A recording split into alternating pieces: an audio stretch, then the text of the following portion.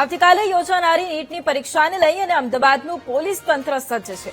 શહેરના 23 કેન્દ્રો પર 10,000થી વધુ વિદ્યાર્થીઓ પરીક્ષા આપશે. પરીક્ષા કેન્દ્રો આસપાસ પોલીસ કંટ્રોલ રૂમથી લાઇવ મોનિટરિંગ કરશે. એનટીએની ગાઇડલાઇન મુજબનો સુરક્ષાનો ચુસ્ત બંદોબસ્ત પણ ગોઠવી દેવાયો છે. 8 ડ્રોનના ઉપયોગથી પરીક્ષા કેન્દ્રોની બહાર ચાંપતી નજર રાખવામાં આવશે.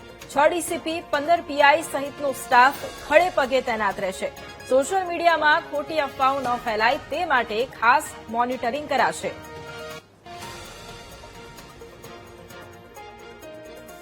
અમદાવાદ શહેર પોલીસ આગામી તારીખ 21/6/2026ના રોજ યોજાનાર નીટની રી-એક્ઝામિનેશન માટે બંદોબસ્તની સંપૂર્ણ તૈયારી સાથે સજ્જ છે.